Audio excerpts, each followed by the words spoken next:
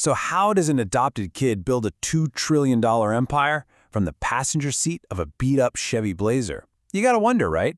This isn't just a story about selling a few books online. Nope. This is about a 30-year siege on retail, logistics, and the internet itself.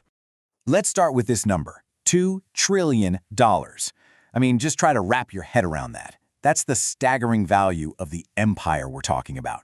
To put that in perspective, it's more than the GDP of most countries on Earth. It's just massive. And this is what Amazon makes every single minute. $1.2 million. The scale is almost impossible to imagine. And the craziest part is that it all started not with a product, but with one single powerful number. All right, so where did this whole thing even come from? Well, you might think it started in a garage, but it actually began with a single statistic that Jeff Bezos just could not get out of his head. See, at the time, Bezos was working at a Wall Street hedge fund called D.E. Shaw, and he stumbled upon this report that just stopped him cold. It said the internet was growing at 2,300% per year. To him, this wasn't just a trend. No, this was a tidal wave, and he just knew he had to be a part of it. So what does he do? He makes this list, right? 20 different things he could sell online. But one just jumped off the page: books. And the logic, when you see it laid out here, was just perfect. First, there are millions of different titles, way more than any physical store could ever stock. Second, they're small and easy to store and ship. And third, they were already standardized with these things called ISBNs, which made cataloging them a breeze. For Bezos, books were the perfect gateway drug to get people hooked on e-commerce. So imagine this. You've got this prestigious, high-paying job on Wall Street, and you walk into your boss's office and tell him you're quitting to go sell books on the internet. And this is what he tells you. Everyone, and I mean everyone, thought he was completely insane. But Bezos packed up his life, convinced his wife Mackenzie to quit her job too, and they just started driving. And on that cross-country road trip, all the way from New York to Seattle, while Mackenzie drove, Bezos sat right there in the passenger seat and hammered out the entire business plan. The world's largest online retailer was literally born on Interstate 80. You know, it's funny, we almost never had Amazon. The first choice was Cadabra, like abracadabra. Sounds kind of magical, right? Well, not so much when his lawyer misheard it on the phone as cadaver. Yeah, not exactly the brand image you're going for. So he landed on Amazon, the biggest river in the world, because his ambition was never just to build a bookstore, it was to build an everything store. Back in those early garage days, the mantra was brutally simple: get big fast. Perfection could wait. The only thing that mattered was speed. They even had this little office bell they'd ring for every single sale. Well, soon, the sales were coming in so fast the bell never stopped ringing, and they actually had to turn it off. And this timeline just shows you how relentless that growth was. They founded the company in '94, the website goes live in '95, and by '97 they're already going public, even while they were still losing money. Then they launched customer reviews, a move that other retailers thought was totally insane, and by 2000 they opened Marketplace, basically inviting their own competitors to sell on their site. Every single move was about achieving massive scale. But then, just when it seemed like Amazon was completely unstoppable, the entire tech world came crashing down. The dot-com bubble burst, and suddenly, the poster child of this new economy was staring extinction right in the face. Just look at this chart. I mean, it says it all, right? The stock plummeted from over $100 a share to just $6. Analysts were brutal. They nicknamed the company Amazon Bomb and were openly predicting bankruptcy. The dream was turning into a total nightmare.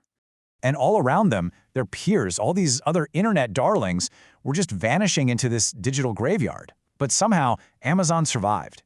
And going through that fire didn't just test the company. It forged it into something much more disciplined, much more ruthless, and way more dangerous. So coming out of the ashes of that crash, a transformed Bezos began to build the unassailable empire that we know today. And he did it with 3 strategic masterstrokes, or what you could pretty much call 3 kill shots. Okay, so kill shot number 1 came in 2005. Amazon launched unlimited 2-day shipping for a flat annual fee. To everyone on the outside, it looked like financial suicide. And this quote, this is what the industry analysts were saying. They were convinced Amazon would just bleed money and be dead within a year. But here's the thing Bezos understood that nobody else did. Prime wasn't really about shipping. It was a psychological tool. You see, once customers paid that annual fee, they felt they had to get their money's worth. They stopped comparing prices at other stores. Amazon just became the default, it literally rewiring their buying habits forever. The next two pillars were just as revolutionary. First, the Kindle. With that, Amazon wasn't just selling books anymore. It was trying to replace paper itself, fundamentally changing the publishing industry. And then came the most profitable pillar of all, Amazon Web Services, or AWS. It started as an internal tool to manage their own data centers, but Bezos realized they could rent that capacity out. Today, AWS is the invisible backbone that powers a huge portion of the internet, from Netflix's streaming all the way to the CIA's data. So, with this kind of unprecedented dominance comes immense power.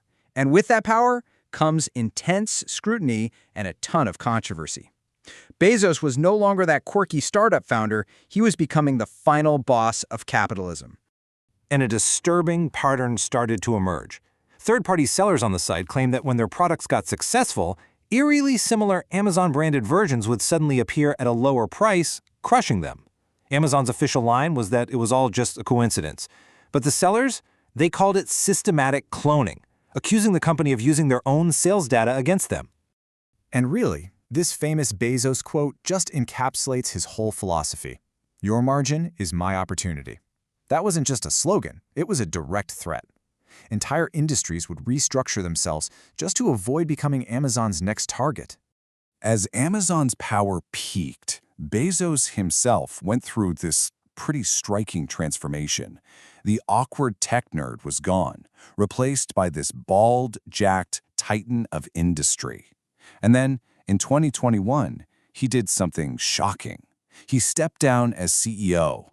But he didn't retire, not even close. He pivoted back to his original childhood obsession, space. Blue Origin, the rocket company he'd been quietly funding for years, became his new day-one focus. This was the dream he literally talked about in his high school graduation speech, building hotels and amusement parks up in orbit. And that leaves us with this one fascinating final question. What if the $2 trillion everything store, this machine that completely reshaped the global economy, what if that was never the ultimate goal? What if it was all just the launchpad to fund his real ambition, taking humanity to the stars?